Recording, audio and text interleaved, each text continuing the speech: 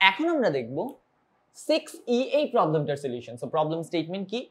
আমাদের ইন্টিগ্রেট করতে হবে sin to the power 4x dx কে। এখন এটা একটু tricky problem, because sin cube x এর জন্য বা sin স্কয়ার x এর জন্য ডাইরেক্ট ফর্মুলা থাকলেও sin to the power 4x এর জন্য কিন্তু ডাইরেক্ট কোনো ফর্মুলা নাই।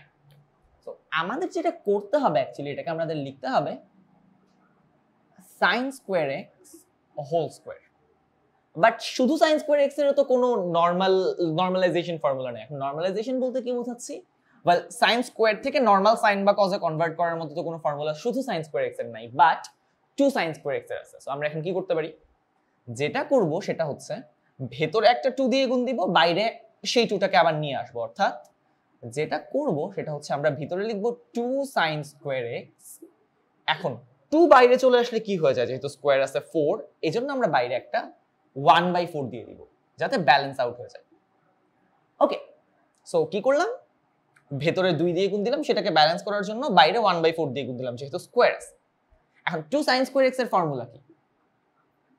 2 sin স্কয়ার x এর ফর্মুলা হচ্ছে 1 minus cos 2x তাহলে whole square. a minus b whole square এর ফর্মুলা কি? ওয়েট, dx গুলো দিয়ে নি। a minus b whole square এর ফর্মুলা হচ্ছে a square minus 2ab plus b square cos square 2x হবে and dx. So 1/4 integration of dx minus 2/4 integration of cos 2x dx plus 1/4 integration of cos square 2x dx. এই প্রবলেমটা তো আমরা আগেও করছি, just ভেতরে একটা 2 নিতে হবে। তো আমরা লিখব 1/4 integration of dx, কাটাকাটি গিয়ে থাকবে half integration of cos 2x dx, and আমরা যেটা করব সামনে একটা এক্সট্রা হাফ নিয়ে আসবো যাতে ভেতরে একটা 2 লিখতে পারি। হাফের সাথে 1/4 গুণ করলে 1/8 হয়, তাই আমরা 1/8 ডাইরেক্ট লিখে দিলাম 2 cos স্কয়ার 2x। ওকে, সো একটু মোছা দরকার। ওকে, তাহলে কি করতে পারি আমরা?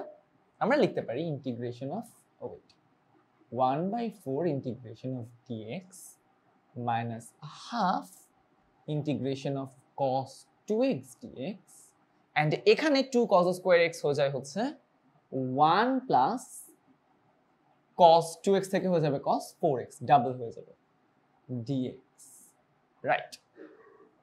তাহলে ফাইনালি আমাদের অ্যানসারটা কি দাঁড়াবে? dx কে ইন্টিগ্রেট করলে হয় x, তাহলে x/4 মাইনাস 2টা সামনে চলে আসবে, তাহলে 1/4 cosটা হয়ে যাবে sin 2x